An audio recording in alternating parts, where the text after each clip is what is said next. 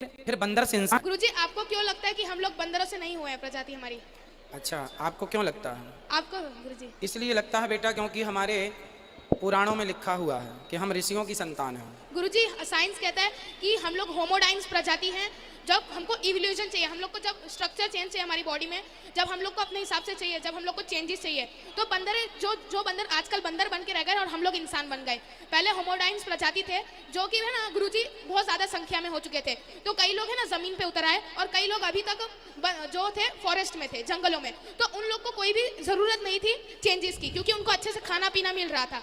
और जो कई होमोडाइन्स थे जिनको खाने की कमी हो रही थी, वो लोग निकल पड़े ज़मीन की तरफ। तो जब वो ज़मीन की तरफ निकले तो उनके अंदर चेंजेस आने लगे, वो खेती करने लगे। तो धीमे धीमे उनका स्ट्रक्चर चेंज होने लगा। वो लोग, उन लोग की जो पूंछ थी वो भी कम होने लगी और वो इंसान के रूप में धीमे धीमे आने लगे और होमोडाइन्स प्रजाति से हम लोग इंसान बन गए, ऐसा साइंस मानता है। साइंस भी मान ही तो रहा है ना। साइंस भी कहता है कि होमोडाइंस जो है वह धीरे धीरे बंदर से मनुष्य हो गया। कोई प्रूफ है साइंस के पास? ऐसे डीएनए स्ट्रक्चर्स और ये सब? हाँ, कोई प्रूफ नहीं है। वो बातें कर रहे हैं, उनके पास कोई लिखित में साक्ष्य नहीं है, तो कोई गुरुजी, जो प्रमाण नहीं। रामायण में जो बानर सेना थी वो भी इंसानों की तरह थोड़ा था। बंदर सेना थी, लेकिन बंदर सेना में मनुष्य भी थे, राम। उस जमाने के बंदर भी थे, पर बंदरों के बीच में ऐसा नहीं कि मनुष्य थे ही नहीं। आपने ठीक कहा कि बंदर सेना थी, पर बंदरों के बीच में राम जी तो थे। राम तो मनुष्य थे। विप्रधेनु सुर संतहित लीन मनुज अवतार। राम जी तो मनुष्य थे, तो मनुष्य थे तब ना बंदर साथ दिए। हाँ। तो मनुष्य तो बेटा ऋषियों की संतान है। साइंस ने कह दिया। साइंस की हर एक दलील होती है। देखो, दलील तो किसी भी बात की दी जा सकती है। जैसे बद्रीनाथ केदारनाथ में एक पानी का गर्म कुंड है, जहाँ नेचुरल पानी गर्म आता है। वहाँ पूरे पहाड़ में बर्फ होती है, पर वहाँ नेचुरल गर्म पानी होता है। तो साइंस अपने ढंग से इसका जवाब देते हैं कि वहाँ कुछ तत्व हैं, कुछ पत्थर हैं, जिनसे टकराकर पानी उसका स्वभाव बदल जाता है, वो गर्म हो जाता है। माना कि, परंतु वहीं क्यों, और जगह क्यों नहीं? तो ये साइंस की दलील है, साइंस की अपनी दलील। साइंस कहता है आत्मा जैसा कुछ नहीं होता। साइंस कहता है कि एनर्जी है, हम कहते हैं आत्मा है। अब साइंस कहता है एनर्जी है, हम कहते हैं आत्मा है। साइंस के पास लिखित में प्रमाण नहीं है कि वो एनर्जी को सिद्ध कर सके, लेकिन हम लिखित में प्रमाण देते हैं कि हम आत्मा सिद्ध कर सकते हैं। क्योंकि हमारे वेद पुराण सबसे प्राचीन हैं। आप लिखा हुआ तो मानेंगे ना?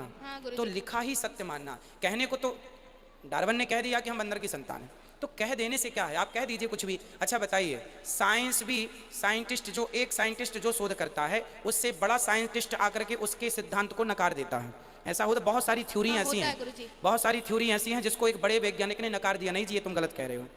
हाँ या ना? तो विज्ञान की बातें विज्ञान ही काट रहा है, उसकी थ्योरी को उसकी थ्योरी से ही काट रहा है। लेकिन हमारे वेद पुराण जैसा कह गए हैं उसे आज तक किसी ने नहीं काटा, इसलिए उनके बयान बदल रहे हैं, हमारे बयान नहीं बदलते। तो जो सत्य होता है वो नहीं बदलता। सो गुरुजी, हम लोग पहले बंदर थे, इसके बाद हम लोग ऋषि मुनियों से हुए कि ना?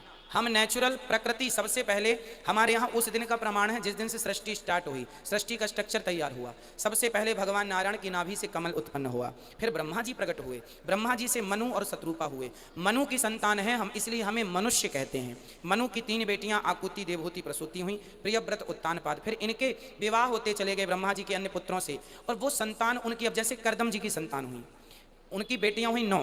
वो 9 ऋषियों को ब्याही गई। जैसे अनुसुईया माँ विवाही गई अत्रि जी को, वशिष्ठ जी को विवाही गई अरुंधति माँ। तो वशिष्ठ गोत्र किसी का है? आप में से कितने लोग हैं जिनका गोत्र वशिष्ठ है? ये तो ये वशिष्ठ ऋषि की संतान है। मेरा गोत्र सांडिल्य है, मैं सांडिल्य ऋषि की संतान हूँ। आपका गोत्र क्या है? वत्स। वत्स। आप वत्स नाम के ऋषि हुए हैं, उनकी संतान है। हम भारतीयों के पास गोत्र है। क्यों गोत्र है? क्योंकि हम लिखित में चलते हैं। हमारे यहाँ देखिए, आज 2022 चल रहा है, हाँ गुरुजी। ठीक है, पर हम लोग सन को नहीं मानते, संवत को मानते हैं। तो हमारा संवत तो आज 70 पार कर गया और 2022 में दुनिया है। तो लोगों के पास प्रमाण नहीं है उनकी बातें सिद्ध करने के लिए। यहाँ तक कि साइंस के पास भी मोहनजोदड़ो, हड़प्पा संस्कृति से प्राचीन कोई इतिहास नहीं है। वो सिद्ध किस आधार पर करेंगे किसी चीज़ को, है ना? और इंसान से इंसान ही होता है, बंदर से बंदर ही होता है ना? आप सोचें कि बबूल के पेड़ में कभी आम लग जाए, क्या पॉसिबल है? नो। फिर बंदर से इंसान कैसे पॉसिबल हो सकता है? जो वनवासी में लोग थे जो बात कर सकते थे, सो वो लोग कहाँ गए? आज भी हैं। छत्तीसगढ़ के जंगल में चले जाइए, आज भी वहां पर बिना कपड़ों के रहने वाले लोग, जंगली लोग आपको आज भी मिल जाएंगे, धनुष बाण चलाने वाले। थैंक यू गुरुजी, मेरे प्रश्न का आपने वो सॉल्व कर दिया। सो राधे राधे गुरुजी, मेरा अपना आशीर्वाद दे दीजिए। खुश रहिए।